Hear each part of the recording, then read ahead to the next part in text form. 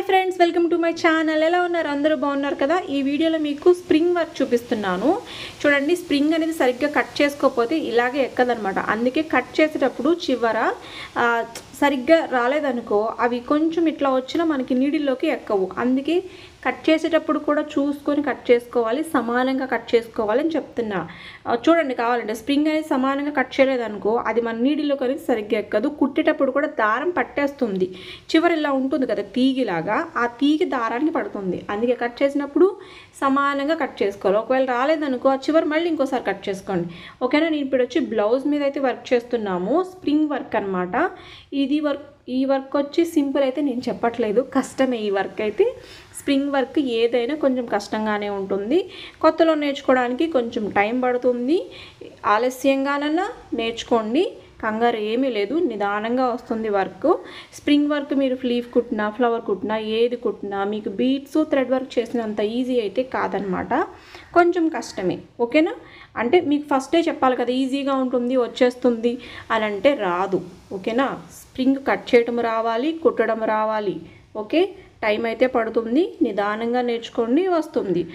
ఇప్పుడు బీట్స్ ఇవన్నీ ఒక 2 days 1 daysలో వచ్చేస్తాయి. ఇవేమనుకుంటే ఒక 1 week పడుతుంది, ఒక 10 days పడుతుంది. ఓకేనా. వర్క్ అయితే వస్తుంది, కాకపోతే కొంచెం టైం పడుతుంది.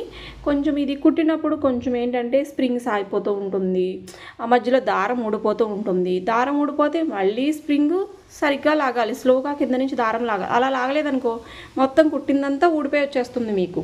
అందుకనే స్ప్రింగ్ కొట్టేటప్పుడు కొంచెం కష్టంగా ఉంటుంది, నిదానంగా వస్తుంది. ఓకేనా. నేను ఆల్రెడీ ఇంతకుముందు పెట్టాను కూడా స్ప్రింగ్ వర్క్.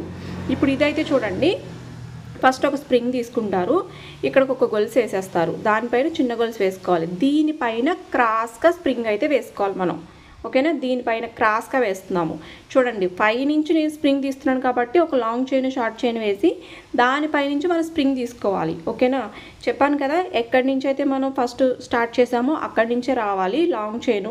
అంటే లాంగ్ చైన్ షార్ట్ చైన్ వేస్తాం కదా, బీడ్స్ కుట్టినా ఏది కుట్టినా అలాగే రావాలి మనకి. ఈ ఫ్లవర్ చూస్తారు, చాలా సింపుల్గా ఈజీగా ఉంది, కానీ కుట్టడం మాత్రం చాలా టైం పడుతుంది, చాలా బాగుంటుంది. చూడండి, హ్యాండ్ మొత్తం ఫుల్ వర్క్ అనమాట. చాలా గ్రాండ్ లుక్ వస్తుంది, చాలా బాగుంటుంది. వర్క్ చేయడం కూడా అలాగే టైం పడుతుంది, చాలా టైం పడుతుంది వర్క్ వచ్చి.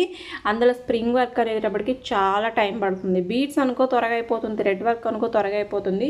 స్ప్రింగ్ వర్క్ అనేది చాలా కష్టము, చాలా టైం పడుతుంది. అలాగే మనీ కూడా అట్లాగే వస్తుంది, కాస్ట్ కూడా ఎక్కువ అవుతుంది.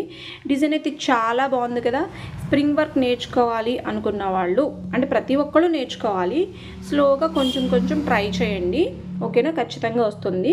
తప్పకుండా వీడియోకి లైక్ చేయండి, లైక్ చేయడం మాత్రం మర్చిపోవద్దు. తప్పకుండా సబ్స్క్రైబ్ చేసుకోండి. Thank you friends, thank you so much. Bye friends.